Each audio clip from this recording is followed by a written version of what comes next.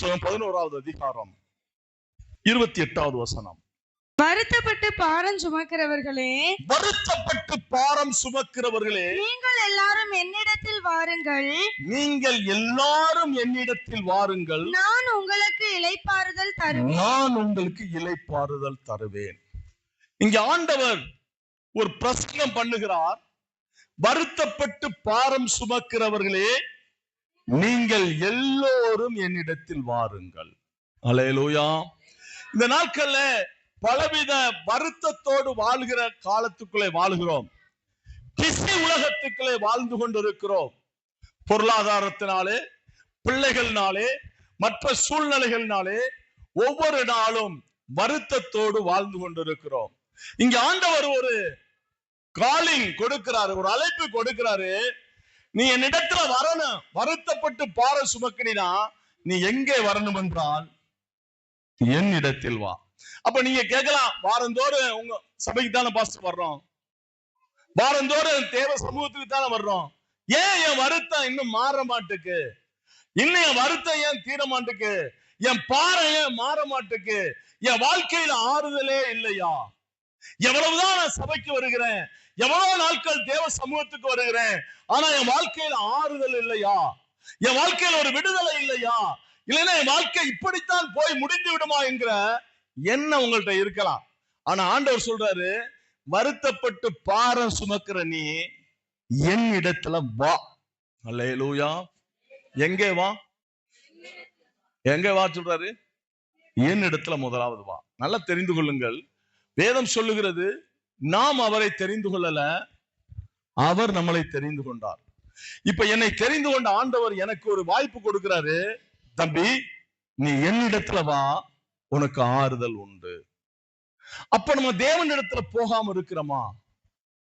இல்லைன்னா தேவனிடத்துல போகாம எனக்கு இந்த ஆசீர்வாத நன்மைகள் கிடைக்காமல் இருக்கிறதா?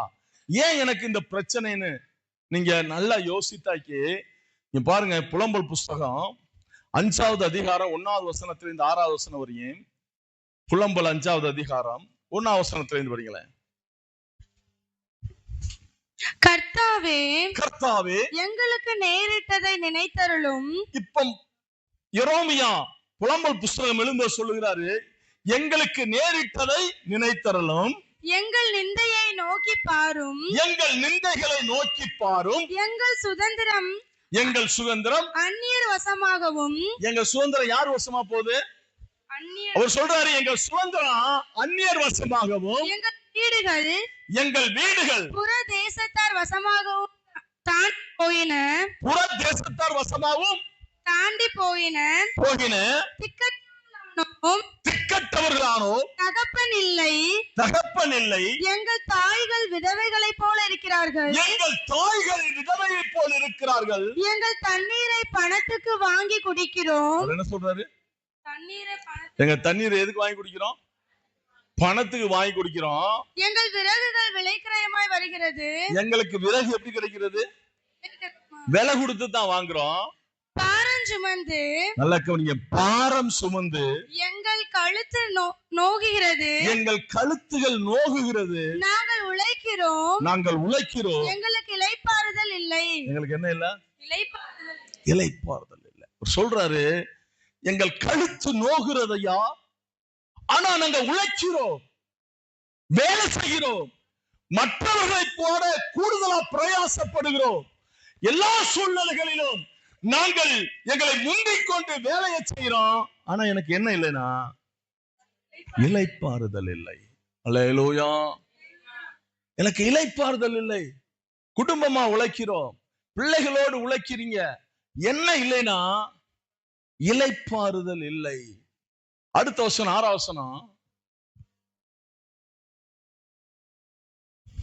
அப்பத்தால் திருப்தியாகும்படி, அப்பத்தால் திருப்தியாகும்படி எகிப்தியருக்கும் அசீரியருக்கும், எகிப்தியருக்கும் அசீரியருக்கும் எங்களை கையளித்தோம். எங்களை என்ன செய்தோம்?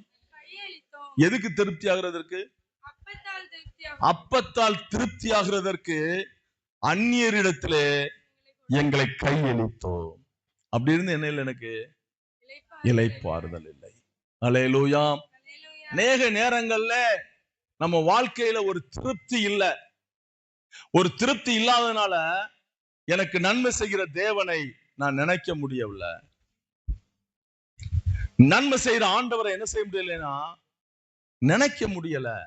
அதனால எனக்கு என்ன இல்லைன்னா திருப்தி இல்ல, ஆறுதல் இல்ல, இளைப்பாறுதல் இல்ல. நான் பாரத்தை சுமந்தே திரிகிறோம். அல்லேலூயா. சங்கீதம் 55:22 ஆண்டவர் சொல்லுவாரு, கர்த்தர் மேல் உன் பாரத்தை வைத்து விடு, அவரே உன்னை படிக்குமா, கர்த்தர் மேல் உன் பாரத்தை வைத்து விடு, கர்த்தர் மேல் உன் பாரத்தை வைத்து விடு, அவர் உன்னை ஆதரிப்பார், அவர் உன்னை ஆதரிப்பார், நீதிமானை ஒருபோதும் தள்ளாட விட்டார். கைகளை தட்டி கர்த்தரின் நாமத்தை யார் மேல வைத்துரு? பாரத்தை யார் மேல் வைக்க சொல்றாரு? நம்ம யார் மேல வச்சிருக்கிறோம்? நம்ம பாரத்தை தேவன் மேல் வைக்கிறது இல்லம்மா. என் வருத்தத்தை தேவன் மேல் வைக்கிறது இல்ல. சபைக்கு வருகிறோம், அழுகிறோம், ஜெபிக்கிறோம், திரும்பி போகும்போது அதை அப்படியே நம்ம தூக்கிட்டு போயிடுறோம், அதை திருப்பி கொண்டு போயிடுறோம். அதனால அது தொடர்ந்து யார்கிட்ட இருக்குன்னா நம்மள்கிட்ட இருந்து கொண்டே இருக்கிறது. ஆண்டவர் சொல்றாரு, உன் பாறை இருக்குப்பா, உன்ட வருத்தம் இருக்குது, நான் பாக்குறேன், நீ அங்கலாய்த்து கொண்டிருக்கிற பாக்குறேன், வேலை பார்க்கிற, பிரயாசப்படுகிற, ஓட்டப்பையில் போட்டது போல வாழ்க்கை இருக்கு, அதை பாக்குறேன். ஆனா முதலாவது நீ என் இடத்துல வந்து என் மேல வச்சிரு. அல்லேலூயா. என் இடத்துல வந்து உன் பாரத்தை எங்க வை? என் மேல வச்சிரு. நம்ம யார் மேல வைக்கிறோம் தெரியுமா? எது மேல வைக்கிறோம் தெரியுமா? முன்னாடி வந்து பிரயாண கல்லுன்னு கல் வச்சிருப்பாங்க, பாத்திருக்கீங்களா? பிரயாண கல், சுமை தூங்கி கல்லுன்னு இருக்கு, சுமை தாங்கி கல்லுன்னு. எப்படி இருக்கு அந்த கல் சொல்லுங்களேன், எப்படி இருக்கு?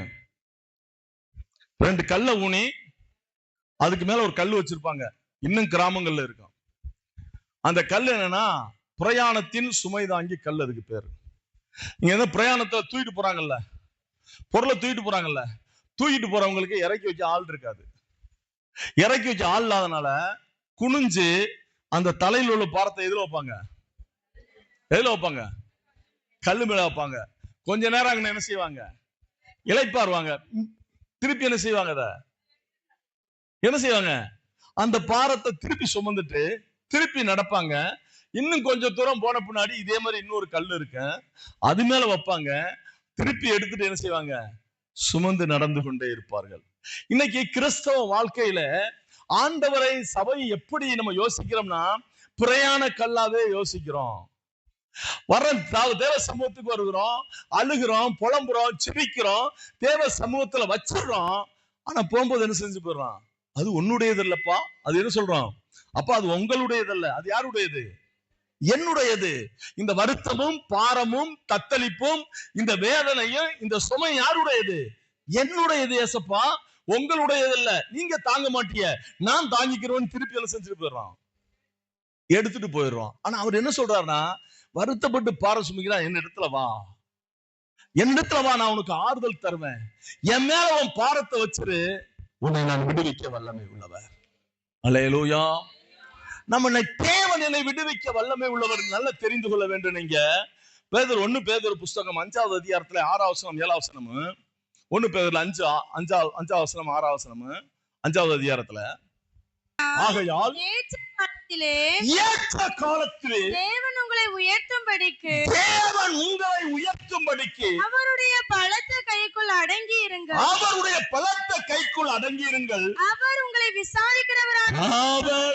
விசாரிக்கிறபடியினால் உங்கள் கவலைகள் எல்லாம் அவர் மேல் வைத்து விடுங்கள். என்னை விசாரிக்க ஒரு தேவன் இருக்கிறார். நண்பர் விசாரிக்காம போயிடலாம், உறவு விசாரிக்காம போயிடலாம், நம்மளோடு பயணித்தவர்கள் விசாரிக்காம போயிடலாம். ஆனால் என்னையும் உங்களை அழைப்பவர் ஒருபோது விசாரிக்காமல் இருக்கவே மாட்டார். அல்லேலூயா. கூப்பிடுகிற காக்கை குஞ்சுக்கு ஆகாரம் கொடுக்கிறவர், சமுத்திரத்தில் உள்ள திமிங்களுக்கு ஆகாரம் கொடுக்கிற தேவன் என்னையும் உங்களை விசாரிப்பது மேன்மையாக இருக்கிறதுமா. அல்லேலூயா. அவர் சொல்றாரு, அவருடைய பலத்த கரத்துக்குள்ள நீ அடங்கிரு, உன்னைய விசாரிக்க ஒருத்தர் இருக்காரு. அதனால உன் பிரச்சனை யார் மேல வச்சிரு? அவர் மேல வச்சிரு. அல்லேலூயா. உன் பிரச்சனை அவர் மேல வச்சிரு. அவர் மேல நீ வச்சுட்டீங்கன்னா அவர் அதை பார்த்துக்குவாரு. அவர் மேல் வைக்காதனாலதான் நம்ம பார்த்துக்கிட்டு அலையிறோம். அல்லேலூயா, அல்லேலூயா. யோவான் புஸ்தகம் 6வது அதிகாரத்திலே 37.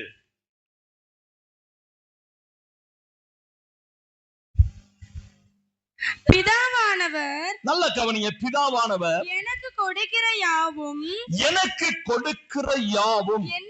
வரும். என்னிடத்தில், நல்ல கவனிங்க, பிதாவானவர் எனக்கு கொடுக்கிற யாவும் என்னிடத்துல வரும். என்னிடத்தில் வருகிறவனை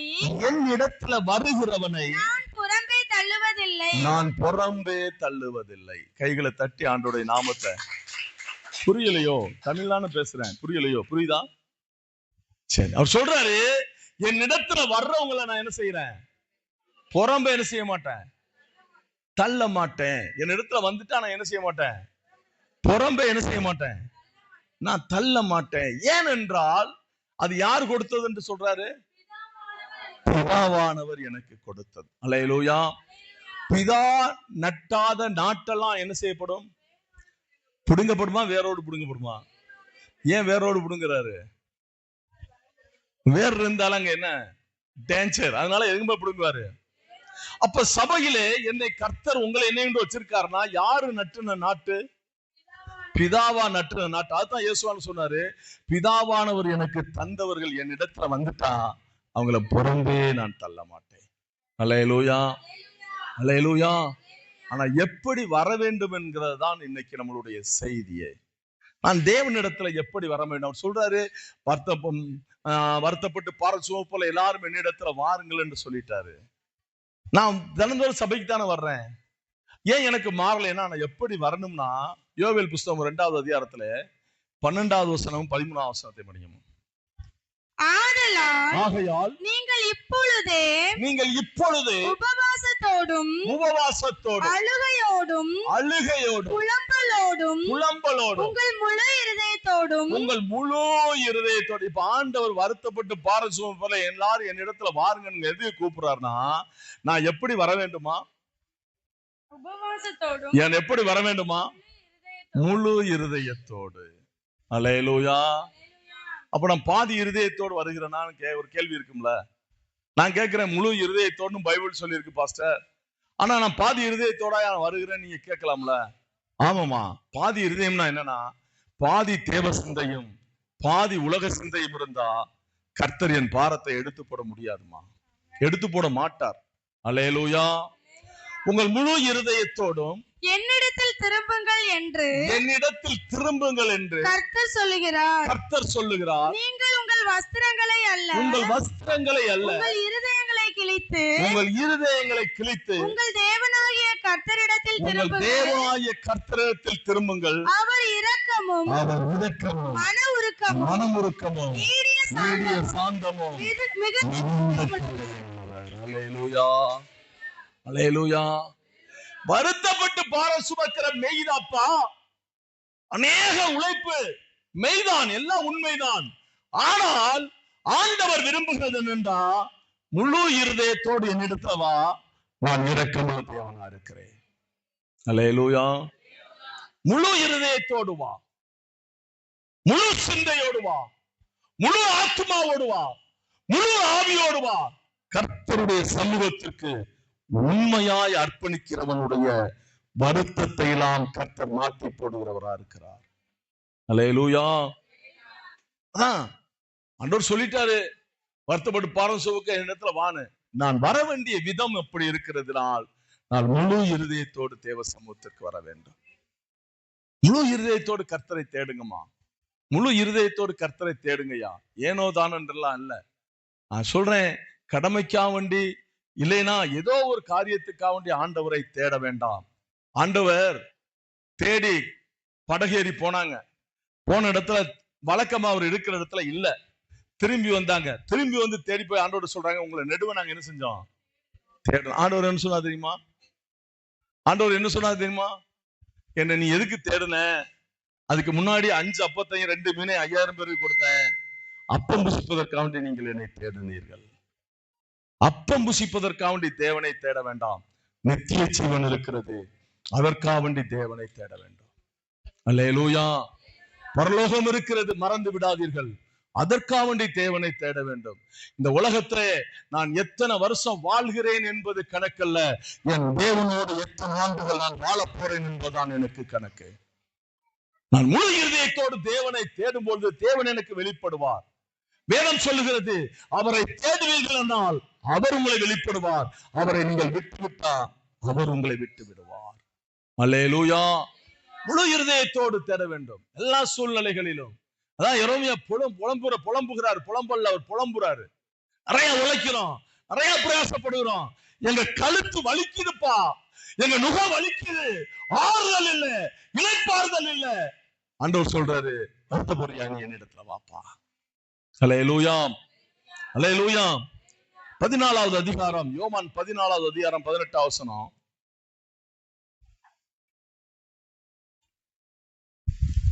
நான் உங்களை திக்கற்றவர்களாக விடேன், நான் உங்களை திக்கற்றவர்களாக விடேன், உங்களிடத்தில் வருவேன், உங்களிடத்தில் நான் வருவேன். கைகளை தட்டி ஆண்டவருடைய நாமத்தை மகிமைப்படுத்தலாம். வருத்தப்பட்டு பாரம் சுமக்கிற பிள்ளைகள் முழு இருதயத்தோடு அவரிடத்துல போனாக்கி அவர் சொல்றாரு, நான் உங்களை என்ன எப்படி விடேன்? திக்கற்றவர்களாக விட மாட்டேன், நான் உன்னிடத்தில் வருவேன். அல்லேலூயா. தேவன் என்னை திக்கற்றவர்களாய் விடாமல் அவர் என்னிடத்தில் வர வேண்டும் என்றால் நான் முழு இருதயத்தோடு அவரிடத்தில் போக கற்றுக்கொள்ள வேண்டும். முழு இருதயத்தோடு போக கற்றுக்கொள்ள வேண்டும். எத்தனை பேரு இன்னைக்கு ஞாயிற்றுக்கிழமை, வாரத்தில் முதல் நாள் பரிசுத்த ஆராதனை, இந்த ஆராதனையில நான் உற்சாகமாய் கலந்து கொள்வேன் என்று வந்தவர்கள் எத்தனை பேர் என்று எனக்கு தெரியாது. ஆனால் முழு இருதயத்தோடு வந்த உங்களுக்கு வேதம் சொல்லுகிறது, கர்த்தர் உங்களை திக்கற்றவர்களாய் விட மாட்டார். முழு இருதயத்தோடு இன்னைக்கு வந்திருப்பீங்கன்னா உங்க பாரத்தை அவர் மேல் வைங்க, அவரே எல்லாவற்றையும் சரி செய்வார். அல்லேலூயா, அல்லேலூயா. ஏனென்றால் நம்மளுடைய காரியங்களை கர்த்தர் மாறுதல் ஆக்குறவர். யோபு புஸ்தகத்துல ஒரு வசனம் இருக்கும், எடுத்து வாசிக்கலாம். யோபு 9வது அதிகாரத்துல நினைக்கிறது, சாரி, எஸ்தர் 9வது அதிகாரத்துல நினைக்கிறேன், காரியங்களை மாறுதல் ஆக்கினார் என்று எழுதப்பட்டிருக்காம். எடுத்தவங்க டக்குன்னு வாசிங்க பாப்போம்.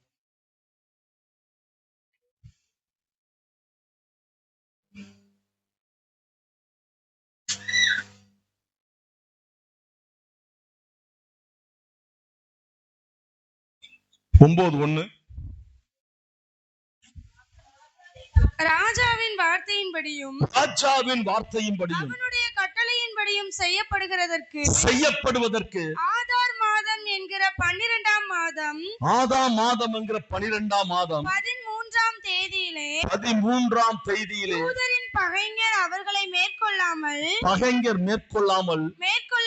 என்று நம்பினார்களே. அந்நாளிலே தானே யூதரானவர்கள் தங்கள் பகைஞரை மேற்கொள்ளும்படிக்கு காரியம் மாறுதலாய் முடிந்தது. நாமத்தை மகிமைப்படுத்தலாம். யூதர்களை கொல்லலாம் என்று அவர்கள் நினைத்திருந்தார்கள். அந்த நாளிலே கர்த்தர் காரியத்தை மாறுதலாய் பண்ணினபடினாலே யூதர்கள் அவர்கள் மேற்கொண்டார்கள். அல்லேலூயா. நம்மளுடைய காரியங்களை கர்த்தர் மாறுதலாக்க வேண்டும் என்றால் நான் முழு இருதயத்தோடு அவர் சமூகத்துக்கு நான் வர வேண்டும். என் வருத்தங்கள், பாரங்கள், என்னுடைய சுமைகள் எல்லாம் தேவனே சுமந்து தீர்த்தார் என்று எழுதப்பட்டதை நம்பி அவருடைய சமூகத்திற்கு நான் முழு இருதயத்தோடு வந்தா என் காரியங்களை, உங்க காரியங்களை இன்னைக்கு கர்த்தர் மாறுதலாய் மாற்றுவார் என்று வேதம் சொல்லுகிறது. அல்லேலூயா. அது எப்படி காரியமாக இருக்கலாம், ஆனால் தேவன் மாத்த வல்லமை உள்ளவராக இருக்கிறார். அல்லேலூயா. இரண்டாவது தேவனிடத்துல எப்படி வர வேண்டும் என்றால் யோவான் 7வது அதிகாரம் 39வது வசனம். தம்மை விசுவாசிக்கிறவர்கள் அடைய போகிற ஆவியை குறித்து இப்படி சொன்னார். இயேசு இன்னும் மகிமைப்படாதிருந்தபடியால் 7:39 தானா படிங்க. தம்மை விசுவாசிக்கிறவர்கள் அடைய போகிற ஆவியை குறித்து இப்படி சொன்னார். இயேசு இன்னும் மகிமைப்படாதிருந்தபடியால் பரிசுத்த ஆவி இன்னும் அருளப்படவில்லை. ஜனங்களில் அநேகர் ஏன் திருப்பி திருப்பி 37 சாரி? பண்டிகையின் கடைசி நாளாகிய பண்டிகையின் கடைசி நாளாகிய பிரதான நாளிலே இயேசு நின்று சத்தமிட்டு ஒருவன் தாகமாயிருந்தால் என்னிடத்தில் வந்து பானம் பண்ண கடவன். அல்லேலூயா. முதலாவது என் வருத்தங்கள் பாரங்கள் மாற வேண்டுமானால் முழு இருதயத்தோடு தேவ சமூகத்துக்கு வர வேண்டும். இரண்டாவது எப்படி வர வேண்டும் என்றால் ஒரு தாகத்தோடு வர வேண்டும். எப்படி வர வேண்டும்? தாகத்தோடு வர வேண்டுமா? அந்த திருப்பி படிங்கம்மா அந்த வசனத்தை. பண்டிகையின் கடைசி நாளாகிய பிரதான நாளிலே இயேசு நின்று சத்தமிட்டு ஒருவன் தாகமாயிருந்தால் என்னிடத்தில் வந்து பானம் பண்ண கடவன். எது வேணும்னா தாக வேணும், முழு இருதயம் வேணும். வருத்தப்பட்டு பாரம் சுமக்கிறேன், அதை கர்த்தர் மாத்தணும்னா அவரை ஆராதிப்பதற்கு, அவரை தேடி போறதுக்கு எனக்கு முழு இருதயம் வேணும். இரண்டாவது தாக வேணும். வேதம் சொல்லுகிறது, மானானது நீரோடைய வாஞ்சித்து கதறுவது போல தேவனே என் ஆத்துமா உம்மை நோக்கி கதறுகிறது. அல்லேலூயா. ஒரு மானு தூரத்துல பாக்குமா, தண்ணி கிடைக்கிற மாதிரி இருக்குமா, இது வேகமா ஓடுமா, ஓடி பார்த்தாங்க என்ன இருக்காதான், தண்ணி இருக்காதான். திருப்பி பார்க்குமா, திருப்பி என்ன இருக்குமா, தண்ணி இருக்கிற மாதிரி தெரியுமா. அங்க ஓடி போய் பார்க்குமா, அங்க என்ன இருக்காதான், தண்ணி இருக்காதான். ஏனென்றால் அது தண்ணி இல்ல, எது காணல் நீர். இந்த காணல் நீர் ஊராய் மானுக்கு எப்படி தெரியும் என்றால் ஒரு நீரோடைய போல் தெரியுமா. அல்லேலூயா. அதை ஒப்பிட்டு தாவீது சொல்றார், மானானது நீரோடைய கண்டு வாஞ்சிக்கிறது போல தேவரே என் ஆத்துமா உமக்காவண்டி வாஞ்சிக்கிறது. அல்லேலூயா. ஒரு தாகம் இருக்குன்னு இன்னைக்கு என் பிரச்சனையை அவர் தீர்ப்பார். இதான் மேட்ரு. அல்லேலூயா. இன்னைக்கு என் பிரச்சனைய, இந்த பிரச்சனையை கொண்டு போறேன், வருத்தப்பட்டு பாரத்தை கொண்டு போறேன், அவர் மேல வைப்பேன், முழு இதயத்தோடு போறேன், அவர் மேல வைப்பேன். இந்த பிரச்சனைய எனக்கு யாரும் தீர்க்க முடியாது, அவர் தான் தீர்ப்பார். அல்லேலூயா. அவர் தான் என்னை தீர்ப்பார். சங்கீதம் 41வது அதிகாரத்திலே 91வது அதிகாரத்திலே 14வது வசனம் 14. அவன் என்னிடத்தில் வாஞ்சையாயிருக்கிறபடியினால் அவனை விடுவிப்பேன். என் நாமத்தை அவன் அறிந்திருக்கிறபடியால் அவனை உயர்ந்த அடைக்கலத்தில் வைப்பேன். அவன் என்னை நோக்கி கூப்பிடுவான். நான் அவனுக்கு மறு உத்தரவு செய்வேன். ஆபத்து நாளிலே நானே அவனோடு இருந்து அவனை தப்புவித்து அவனை கனப்படுத்துவேன். அல்லேலூயா. அல்லேலூயா. அவன் என்னிடத்தில் வாஞ்சையா இருக்கிறபடினால் அவன் என்ன செய்வேன்? விடுவிப்பேன். யார் அப்ப விடுவிக்கிறாரு? யார விடுவிக்கிறாரு? முழு இருதயத்தோடு என்னுடைய பாரத்தை எல்லாம் கொண்டு போய் அவர் மேல வச்சுட்டு இன்னைக்கு இதை முடிச்சிருவாரு, இதை எனக்கு எடுத்து போட்டுருவாருங்கிற தாகத்தோடு அவரிடத்துல வாஞ்சையாக இருக்கிறவர்களே அவர் விடுவிக்கிறார். அல்லேலூயா. விடுவிச்சு உடல உயர்ந்த அடைக்கலத்துல வைப்பேன். எங்க வைப்பேன்? உயர்ந்த அடைக்கலத்துல அவனை வைப்பேன். அவன் என்னை நோக்கி கூப்பிடுமா, மறு உத்தரவு கொடுப்பேன், அவனை நான் மகிமைப்படுத்துவேன், அவனை நான் உயர்த்துவேன். அல்லேலூயா. ஒரு தாகம் இருக்கணும். நான் பலமுறை சொல்லிட்டோம், அடிக்கடி சொல்றதுனால நிறைய பேருடைய இருதயம் கடினப்படுது, இன்னும் கடினப்படுது. திருத்திக் கொள்வதற்கு ஏதுவா இல்ல, கடினப்படுது. எங்கேயாவது போறதுக்கு வெள்ளனே போயிடுறோம், ஆனா ஆராதனைக்கு வர்றதுக்கு எங்கேயாவது போறதுக்கு அப்ப இருதயம் எப்படி இருக்கு? வாஞ்சையும் தாகவுமா இருக்குது. ஆராதனைக்கு வர்றதுக்கு இருதயம் எப்படி இருக்கு? என்ன இருக்குது? அந்த தாகம் இல்ல, அந்த ஏக்கம் இல்ல. அப்ப நான் என்ன இருதயத்தோடு தேவ சமூகத்துக்கு போல? முழு இருதயத்தோடு நான் போகல. என்னுடைய பாரம் என்னோடு இருந்து கொண்டே இருக்கிறது. அல்லேலூயா. முதலாவது கர்த்தருடைய ராஜ்யத்தை நீதியும் தேடுங்கள், உலகத்தில் உண்டான யாவை நான் உங்களுக்கு கூட தருவேன் வாக்கு கொடுத்திருக்கிறாரே. ராஜரீக பிரமாணத்தை தேவன் கொடுத்திருக்கிறாரே.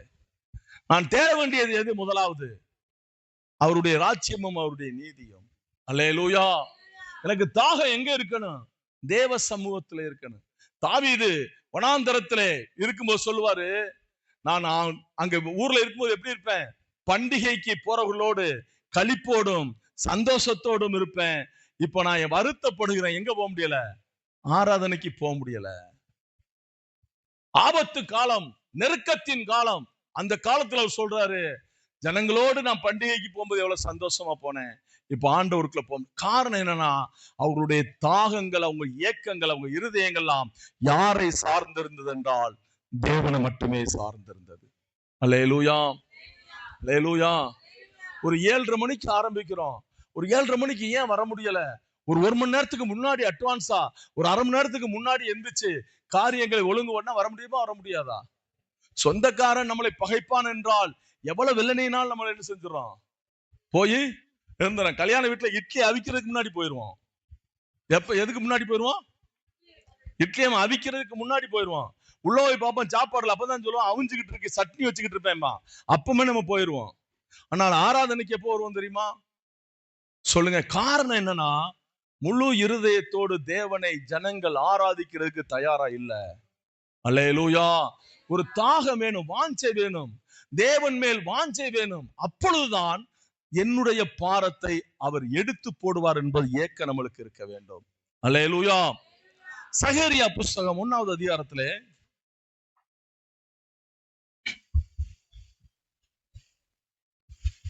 சகரியா 9:12 படிச்சிருங்க ஃபர்ஸ்ட்ல. நம்பிக்கை உடைய சிறைகளே, நம்பிக்கை உடைய சிறைகளே, அரணுக்கு திரும்புங்கள், அரணுக்குள் திரும்புங்கள், இரட்டிப்பான நன்மையை தருவேன், இரட்டிப்பான நன்மையை தருவேன், இன்றைக்கே தருவேன். கைகளை தட்டி கர்த்தருடைய நாமத்தை என்னைக்கு தருவேன்? உன் பாரம் எப்ப நீங்க? உங்க வருத்தம் என்னைக்கு நீக்கணும்? உங்க கஷ்டம் என்னைக்கு நீங்கன? எல்லாம் வசதியானவங்க நினைக்கிறேன், வருத்தமே இல்லாம பாரமே இல்லாம இருக்கிறீங்க. இல்லைன்னா காது கேட்கலன்னு நினைக்கிறேன். பையன் இதுல ராமநாதபுரத்துல வேற ஒரு மாண்டுக்கு கேணிக்கரை இருக்கு, அங்க காது கேட்கிற மிஷின் ஃப்ரீயா கொடுக்குறாங்க. அங்க ஒரு முகாம் வச்சு எப்பவுமே கொடுத்துக்கிட்டு இருப்பாங்க. காது கேட்கிற மிஷின் வந்து கவர்மெண்ட் ஃப்ரீயா கொடுக்குறாங்க. ஒரு அறிவிப்பு சொல்றேன், அதையாவது வாங்கி மாட்டிட்டு வாங்க.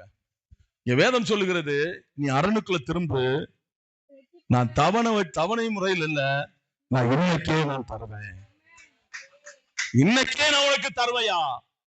இன்னைக்கே நான் தருவேன். ஒன்னல்ல, இரட்டிப்பான நன்மையை நான் உனக்கு தருவேன்.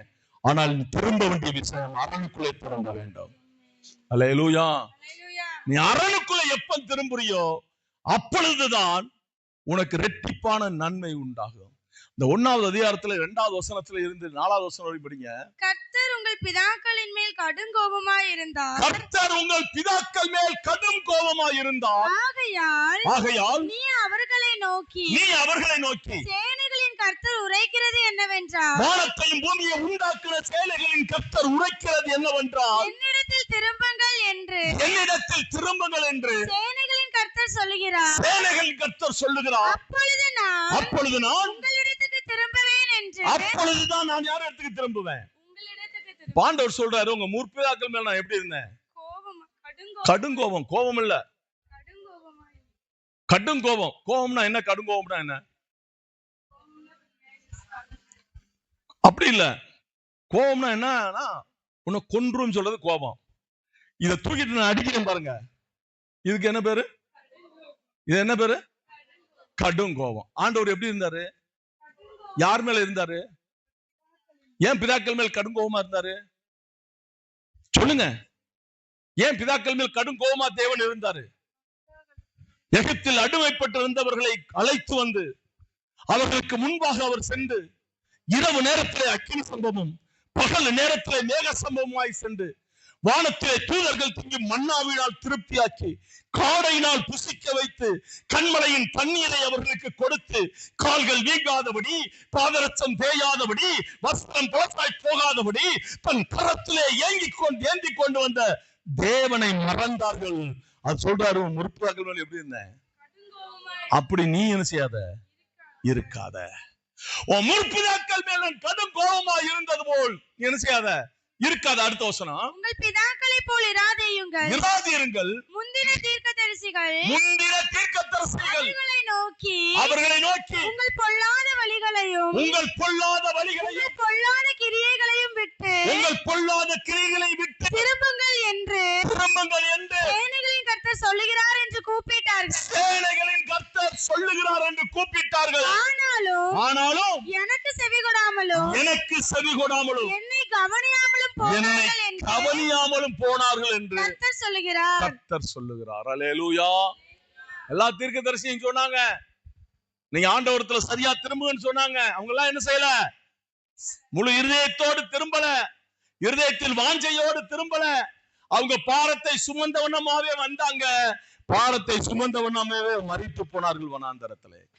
அல்லேலூயா. இன்னைக்கு சபை சொல்லுகிறது, ஊழியர் சொல்லுகிறார், வேதம் சொல்லுகிறது, பைபிள் படிக்கிறீர்கள், வருத்தப்பட்டு பாரம் சுமப்பவர்கள் என்னிடத்தில் வாருங்கள், உங்களுக்கு இளைப்பாறுதல் தருவேன், உங்களை திக்கற்றவர்களாய் நான் விட. ஆண்டவர் சொல்லுகிறார். எப்படி வா? முழு இருதயத்தோடு வா. எப்படி வா? ஒரு வாஞ்சை உள்ள தாகம் உள்ள இருதயத்தோடு நீ கடந்து வா. அல்லேலூயா. ஆனா நம்ம என்ன சொல்றோம்? அப்படிலாம் முடியாதியா, வாரந்தோறும் நீ இதைத்தானே பேசுற, நீ பேசிட்டு போ. வாரந்தோறும் இதைத்தான் நீ சொல்ற, நீ என்ன செஞ்சுட்டு போ, சொல்லிட்டு போ. இதே மாதிரி தான் யார் இருந்தா இதே மாதிரி செவிட்டு விரியனை போல் இருந்தது யாரு? முற்பிதாக்கள். அவர்கள் மேல் தேவன் எப்படி இருந்தாரா? கடும் கோபமாயிருந்தார். அல்லேலூயா. கடும். 6வது அதிகாரம், ஓசி 6வது அதிகாரம் 1 வசனம். கர்த்தரிடத்தில் திரும்புங்கள், கர்த்தரிடத்தில் திரும்புவோம் வாருங்கள், நம்மை பீறினார், அவர் நம்மை பீறினார், அவரே நம்மை குணமாக்குவார், நம்மை அடித்தார், அவரே நம்முடைய காயங்களை கட்டுவார். கைகளை தட்டி கர்த்தருடைய நாமத்தை மகிமைப்படுத்தலாம். அல்லேலூயா. நான் மீறி போகும்போது அடிச்சவர் அவர்தான், அவர் இடத்துல வரும்போது என்னை குணமாக்குறவர் அவர்தான். அவருடைய வார்த்தையை கேட்காமல் கீழ்ப்படியாமல் நான் கடந்து போனது உண்மைதான், என்னை காயப்படுத்தினது அவர்தான், என்னை சரியா காயம் கட்டுகிறவர் அவராத்தான் இருப்பார். அல்லேலூயா. இந்த உலகம் உங்களை ஆறுதல் படுத்தாதமா, இந்த உலகம் உங்க பாரத்தை சுமக்காது, இந்த உலகம் உங்க காயங்களை கட்டாது, இந்த உலகம் நம்மளை தேற்றாது. ஆனால் அவரிடத்தில் வரும் பொழுது என் காயம் கட்டுகிறவரா இருக்கிறார். அல்லேலூயா. என்னை அடித்தார், ஆனால் என்னை அணைக்கிற கரம் அவருடைய கரம்தான். அல்லேலூயா. எத்தனை முறை யோசித்து பாருங்கள், கர்த்தருக்கு விருப்பமில்லாத எத்தனையோ காரியங்களை நம்ம செய்தோம், இன்னும் நிர்மூலமாகாமல் இருக்கிறோம் என்றால் கர்த்தர் இன்னும் நம்மளுக்கு தவணை கொடுத்திருக்கிறார் என்ற அர்த்தம். அல்லேலூயா. ஆண்டவர் சொன்னால் அவருக்கு நான் என்ன கொடுத்தேன்? தவணை கொடுத்திருக்கிறேன். என்ன கொடுத்திருக்கிறாரு? தவணை கொடுத்திருக்கிறாரு. உங்களுடைய பாரத்தை நான் தேவ சமூகத்துல வைங்கம்மா, முழு இருதயத்தோடு கொண்டு வைங்க. தேவன் மாத்தி போட வல்லமை உள்ளவரா இருக்கிறார். ஏசாயா தீர்க்கதரிசன புஸ்தகம் 1வது அதிகாரம் 3வது வசனத்திலிருந்து 6வது வசனம் வரையும். மாடு தன் எஜமானையும், மாடு யார் அறியுமா? தன் எஜமானையும், கழுதை தன் ஆண்டவனின்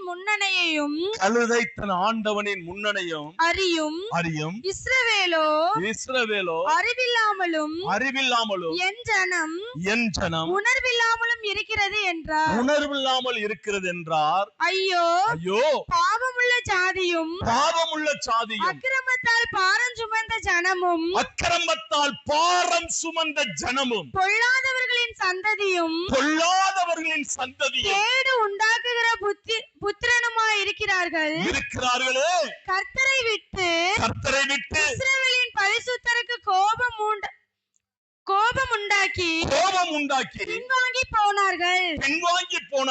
இன்னும் நீங்கள் ஏன் அடிக்கப்பட வேண்டும்? இன்னும் நீங்கள் ஏன் அடிக்கப்பட வேண்டும்? அதிகமாய் விலகி போகிறீர்களே. தலையெல்லாம் வியாதியும் இருதயம் எல்லாம் பலட்சியமாய் இருக்கிறது. உள்ளங்கால் தொடங்கி உச்சந்தலை மட்டும் அதிலே சுகமே இல்லை. அது காயமோ வீக்கமோ நொதிக்கிற ரணமும் உள்ளது. அது சீல் பிதுக்கப்படவில்லை. கைகளை தட்டி ஆண்டோடைய நாமத்தை மகிமைப்படுத்தலாம். எது பிதுக்கப்படல? சீல் பிதுக்கப்படாதான் என்ன செய்ய? புண்ணு ஆறும். அல்லேலூயா. அப்ப என் புண்ணு ஆறப்படணும்னா எனக்கு என்ன பிதுக்கப்படணும்? சீல் பிதுக்கப்படணும்னா நீங்க தேவ சமூகத்துல முழு இருதயத்தோடு கடந்து வர வேண்டும். கடந்து வராத வரையும் என்ன எப்படி இருக்குன்னு தெரியுமா? சீல் பிதுக்கப்படாத ஒரு புண்ணு, நம்ம சீல் பிதுக்கப்படாத புண்ணு, அது ஆரவும் செய்யாது, உடனே உயிரே எடுக்காது. காலத்துக்கு எனக்கு எப்படி இருக்க? வேதனையா இருக்க. வேதனையோடு பாரம், அதைத்தான் சொல்றாரு, நீ வேதனையோடு நீ பாரம் சுமக்க வேண்டாம், என்னிடத்துல வாப்பா, நான் தெரிந்து கொண்ட பிள்ளைதான். அது நான் திருப்பி பதிவு செய்றேன். அவர் தெரிந்து கொள்ளாம நம்ம சபைக்கு வரல. அவர் தெரிந்து கொள்ளாம, ஒரு மனுஷனால் தெரிந்து கொண்டு நீங்க சபைக்கு வரல, கர்த்தரால் தெரிந்து கொண்ட தான் சபைக்கு வந்திருக்கிறீங்க. அவருடைய பிள்ளைதான்.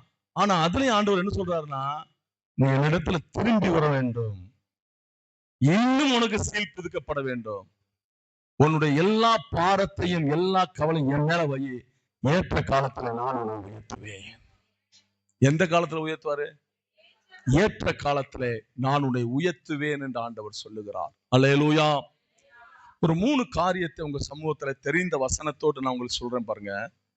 மார்க்கு புஸ்தகம் 9வது அதிகாரம் 24வது வசனம். உடனே பிள்ளையின் தகப்பன் விசுவாசிக்கிறேன் ஆண்டவரே, என் அவிசுவாசம் நீங்கும்படி உதவி செய்யும் என்று கண்ணீரோடு சத்தமிட்டு சொன்னான். கைகளை தட்டி கர்த்தருடைய நாமத்தை மகிமைப்படுத்தலாம். ஒரு தகப்பனுடைய இருதயம். யாருடைய இருதயம்? ஒரு தகப்பனுடைய இருதயம். தன் பிள்ளையை கொண்டு சீசரிடத்தில் போடுகிறார். சீசர்னால் என்ன செய்ய முடியல? குணமாக்க முடியல. இதுக்கு முன்னாடி அப்ப என்ன செஞ்சிருப்பார் அவரு? அந்த நாட்கள்ல நிறைய மந்திரவாதிகள் இருந்தார்கள். அநேக மந்திரவாதிட்ட போயிருக்கலாம், அநேக வைத்தியர்கள்ட்ட போயிருக்கலாம், எங்கெங்கேயோ அவன் போயிருக்கலாம். ஆனா குணப்படுத்த முடியல. கடைசியா சீசர்கள்ட்ட வர்றான். சீசர்கள்னால என்ன செய்ய முடியல? தன் மகனை குணப்படுத்த முடியல. ஃபைனலா யார் சமூகத்துல போய் நிக்கான்னா, கர்த்தருடைய சமூகத்துல போய் நிக்கிறான். அல்லேலூயா. ஆண்டவர் கேட்காரு, இதை என்னால குணப்படுத்த முடியும் நம்புறியான்னு கேட்கிறாரு. அப்ப சொல்றான், விசுவாசிக்கிறேன், ஆனால் அவிசுவாசம் எனக்கு இருக்கு, அவிசுவாசத்தை எடுத்து போடும் என்று அழுதான். அல்லேலூயா. முதலாவது தேவனுடைய சமூகத்துக்கு முழு இருதயத்தோடு வரணும். இரண்டாவது நல்லா தெரிஞ்சுக்கிறீங்க, ஒரு தாகம் இருக்குன்னு. மூன்றாவது, என் பாரத்தை எல்லாம் அவர் மேல் வைத்து விட்டேன்ங்கிற விசுவாசம் இருக்க வேண்டும். அல்லேலூயா. விசுவாசம் இல்லாம நம்ம பாரம் மாறாது. விசுவாசம் இல்லாம என்னதான் செய்யாது? நம்ம பாரம் மாறுமா? நிச்சயமாய் மாறாது. அல்லேலூயா. வேதம் சொல்லுகிறது, விசுவாசம் இல்லாமல் வருவது எல்லாம் ஏதான்? பாவம். விசுவாசம் இல்லாம வந்துருச்சுன்னா அது என்னது? பாவம். அப்ப நான் விசுவாசம் தேவன் மேல் வைக்க வேண்டும். என்னுடைய பாரத்தையும் வேதனையும் மாற்றுகிறவர் அவர்தான் என்கிற விசுவாசம் இருக்க வேண்டும். அல்லேலூயா. அல்லேலூயா. விசுவாசம்னா என்ன தெரியுமா? இந்த பழுப்பு எரியுதுல, ஃபுல் பவர் இருந்தா, ஃபுல்லா பவர் இருக்குன்னு வச்சுக்கிறீங்களேன், எருத்து இல்லைன்னா என்ன செய்யாது? எரியுமா? எருத்து இல்லைன்னா இந்த பழுப்பு எரியாதுமா.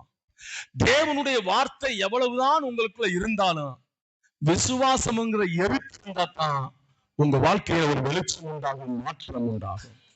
அல்லேலூயா. ஒரு விசுவாசம்ங்கிற எருத்து எனக்கு இருக்கணும்.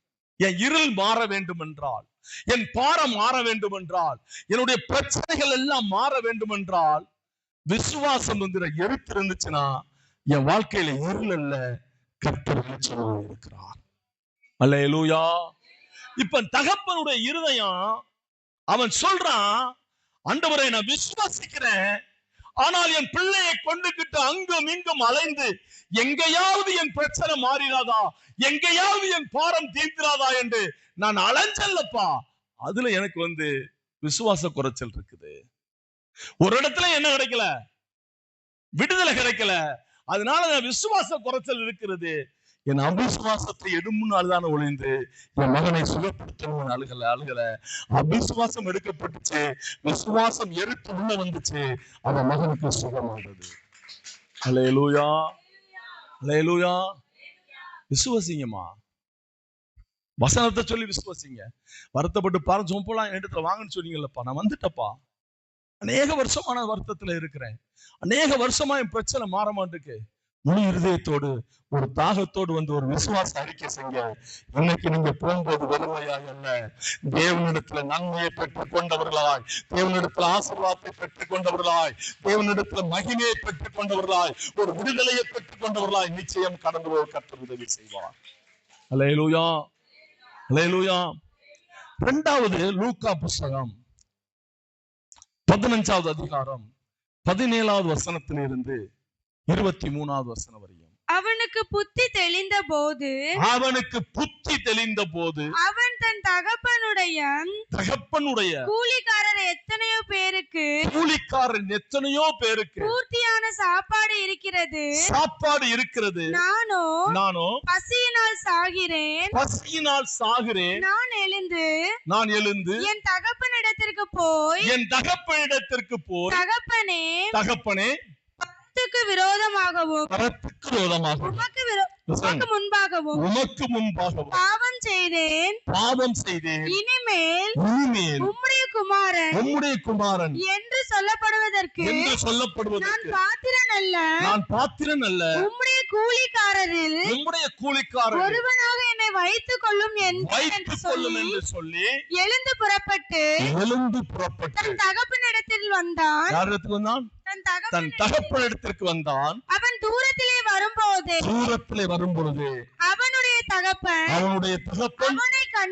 அவனை கண்டு மனதுருகி ஓடி அவன் கழுத்தை கட்டிக்கொண்டு அவனை முத்தம் செய்தான். கைகளை தட்டி கர்த்தருடைய நாமத்தை மகிமைப்படுத்தலாம். அல்லேலூயா, அல்லேலூயா.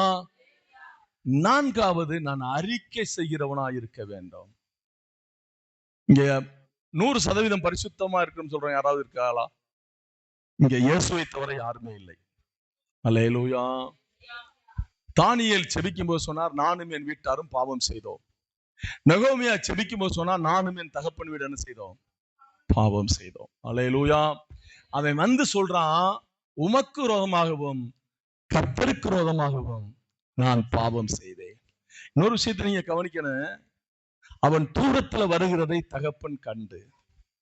அப்ப இயேசு எப்படி நம்மளை பார்த்துக்கிட்டு இருக்காருன்னா, நம்ம வருகிற பாதையை பார்த்து கொண்டே இருக்கிறார். எதை பார்க்கிறாரு? நான் வருகிற பாதையை பார்த்து கொண்டிருக்கிறாரு. ஆனா நான் என்ன நிலைமையில வருகிறேன் என்பதையும் அவர் பார்த்து கொண்டிருக்கிறார். கவனிக்கணும் நீங்க. அல்லேலூயா. என் கழுத்தை கட்டி பிடித்து அவர் முத்தம் செய்ய ஒரு தகப்பன், மாமிசமான தகப்பன் செய்வான் என்றால், அதை விட மேன்மையாய் என்னை கட்டிப்பிடித்து முத்தம் கொடுக்கிறவர் என் தேவனாகிய கர்த்தர். அல்லேலூயா. நம்ம முத்தம் தான் அவருக்கு என்ன முத்தம் தெரியுமா?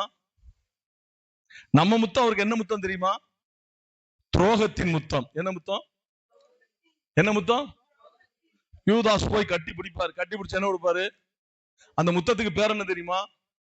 அநேக நேரம் நம்ம கர்த்தருக்கு என்ன முத்தம் கொடுக்கிறோம்னா, துரோகத்தின் முத்தம் கொடுக்கிறோம். அவர் எனக்கு துரோகத்தின் முத்தத்தை தருகிறவர் அல்ல, எனக்கு உண்மையாய் முத்தம் கொடுக்கிறவர்.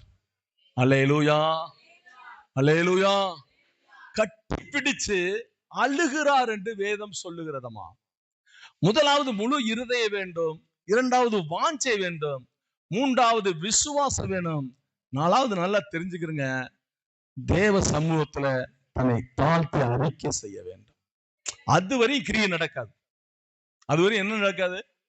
கிரியை நடக்காது. அடுத்த வசனம் படிக்குமா?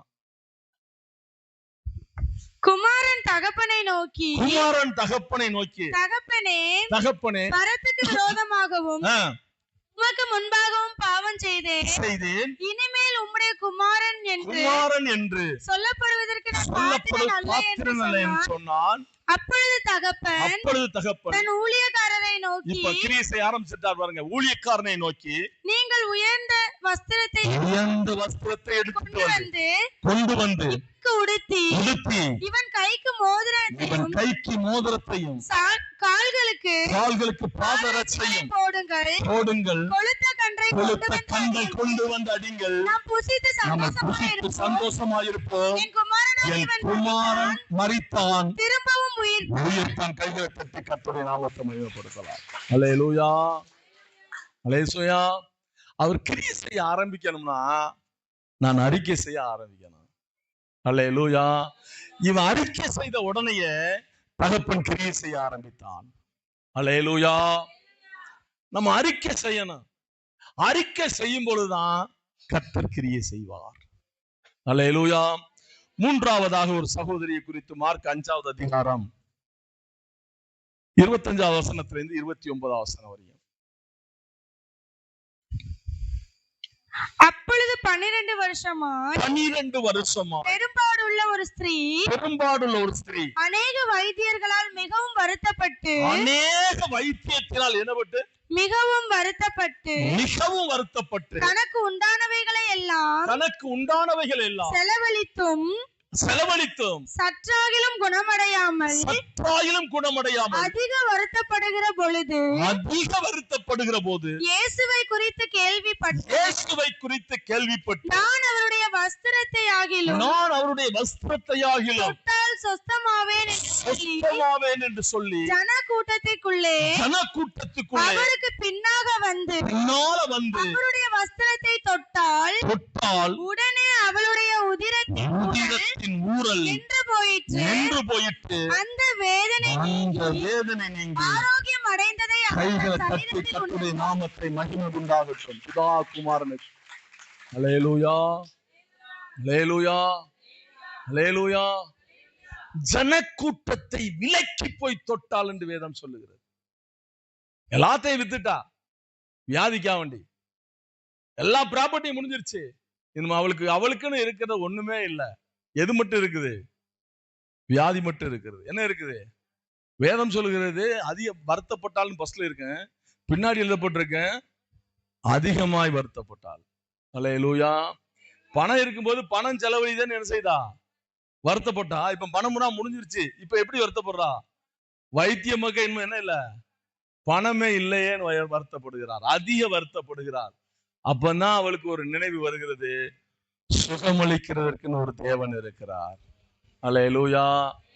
என் பாரத்தை அவர் மேல வச்சிட்டேன்னா அவர் சுகமளிப்பார்னு நம்பிக்கை இருந்துச்சு. வேதம் சொல்லுகிறது ஜன கூட்டத்துக்குள் போய் அவரை தொட்டாள். அல்லேலூயா. தொட்ட உடனேயே அவளுக்கு சுகம் உண்டானது. அல்லேலூயா, அல்லேலூயா. எல்லா சூழ்நிலைகளிலும் நீங்க கர்த்தரை நெருங்கி வாழ பழக வேண்டும். அல்லேலூயா. என் பாறை நீங்க வேண்டுமானால் எல்லா சூழ்நிலையும் யாரை நெருங்கி வாழ பழகணும்? தேவனை நெருங்கி வாழ நான் பழக வேண்டும். அப்படி பழகுவேன் என்றால் என்னுடைய பாரம் எவ்வளவு பெரிதாக இருந்தாலும் அதை மாற்ற அதோட பெரியவர் என் தேவன். என் வருத்தம் எவ்வளவு பெரியதா இருக்கலாம், என்னுடைய பாடுகள் எவ்வளவு பெரிதா இருக்கலாம், வியாதிகள் இருக்கலாம், வேதனை இருக்கலாம், மாறாத கண்ணீர் இருக்கலாம், இல்லைன்னா இந்த பிரச்சனை எனக்கு விடுதலை இல்லையா என்று கூட இன்னைக்கு நீங்க யாராவது நினைச்சிருக்கலாம். ஆனால் இப்ப ஆண்டவர் சொல்றாரு, உன் பாரத்தை எல்லாம் நீக்கி நான் உன்னை திக்கற்றவர்களாய் விடேன். அல்லேலூயா. முழு இருதயத்தோடு வா, ஒரு வாஞ்சை ஒரு தாகத்தோடு என் சமூகத்துக்கு வா. ஆண்டவர் சொல்லுகிறார், விசுவாசி நான் இதை செய்வேன் என்று என்ன செய்ய? விசுவாசி எல்லா சூழ்நிலைகளிலும் கர்த்தரை கிட்டி சேர்வதை, அவரை பிடித்து கொண்டு ஓடுவதை நான் தொடர்ந்து கொள்ள வேண்டும். அல்லேலூயா. எல்லா சூழ்நிலையும் நான் அவரை பிடிச்சுக்கிறேன்மா, எல்லா சூழ்நிலையும் பிடிச்சுக்கிறேன். மனுஷனுடைய ஒரு சுவாமம் இருக்குது, நல்ல வசதி வாய்ப்பு வந்தா என்ன செஞ்சிருவான்? அவரை விட்டுருவான். யாரை பிடிப்பான்? சொந்தத்தையும் உறவையும் பிடிப்பான். இன்னைக்கு நான் சொல்றேன், ஒரு ஊழியக்காரனா உங்களுக்கு சொல்றேன், ஒரு சகோதரனா ஒரு தகப்பனா சொல்றேன், உங்களுக்கு எவ்வளவு பெரிய பாரம் இருந்தாலும் சரி கர்த்தருடைய சமூகத்துல வைங்க. அவனால் மாற்ற முடியும் என்று நம்புங்க. உங்களுக்கு வாஞ்சை இருக்க வேண்டும். எல்லா சூழ்நிலையும் அவர் தொடர்ந்து பிடித்துக் கொண்டிருங்க. தேவன் எனக்கு அற்புதம் செய்ய போகிறார். எல்லாம் எழுந்து